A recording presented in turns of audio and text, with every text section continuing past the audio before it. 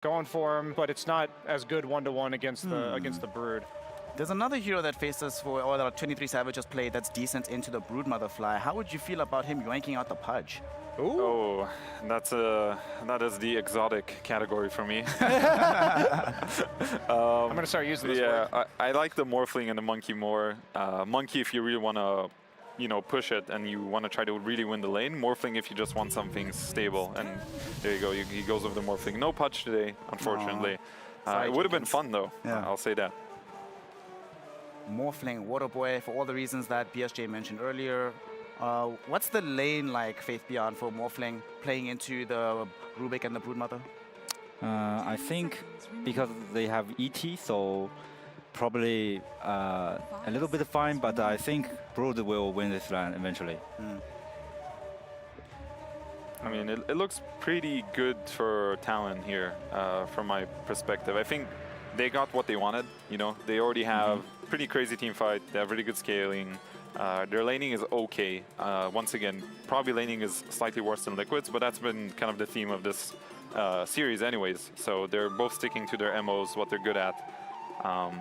So yeah, I like what Talon is doing, what they're cooking. Yeah, my only concern for Talon would be that they get outpaced because they have the Oracle against the Darkseer lane. Broodmother should theoretically take the bottom tower against Morphling. But right now, I'm not exactly sure, like after the early game, how Liquid progresses. Like how do they go high ground? How do they shut down the map? So I think that falls a lot on what Nisha goes for here. Will they go for like the staple Dragonite sort of hero with a point-click stun and tower taking? Will Talon even be concerned about this at all since they have the counter pick? I doubt the Dragonite just because we see the puck ban. That's a natural counter to the puck. What are you thinking they might come out here with? Either of you?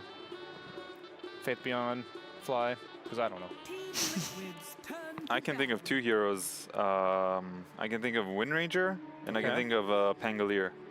It's a very good Pango game in general. The defusal timing against Morphling. It's sort of some damage in Chrono, like not really a simple combo.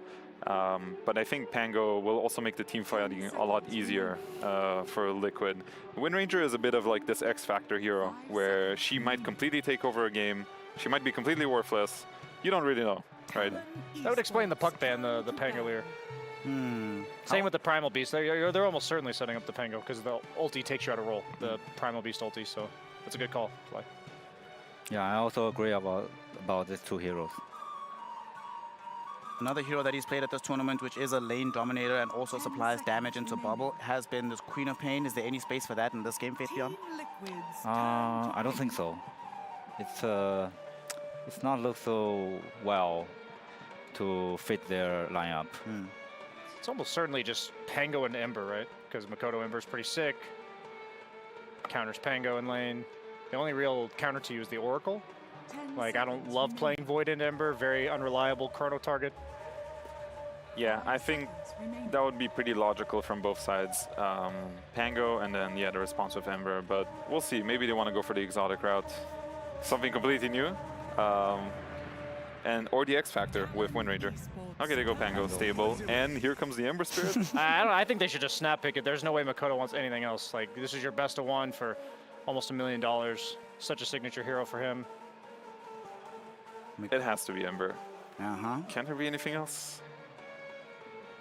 I mean, we've had a lot of surprises already in this particular best of 3, so wouldn't put it past them to do something different, but given the stakes of the tournaments, given how much money is coming up, given how much it matters for them to beat Team Liquid, probably does make sense. Just rely on the Makoto Ember. And he generally does seem to play the best when he's either playing TA or a Spirit, so it would make sense. And there it is, Ember Spirit will emerge right now. Going to be his second one in this particular tournament, but we've seen him work miracles and magic before on the Ember. All right, BSJ, I'm going to start with you. Looking at these draws, Talon versus Liquid. $1 million matchup. Which team would you rather be backing? I think it's going to 100% come down to how well the mid lane goes for Nisha. If he manages to snowball the mid game with the defusal timing Fly mentioned, I like Liquid's chances, but I'm honestly leaning towards Talon again. Faith Beyond, you've been right about Talon Esports in Game 2. Is this inspiring confidence in you when you look at their draft in Game 3? I think Liquid will win this game because they have a stronger team fight. And I think Talon, the Tiny and Darkseer pick combo is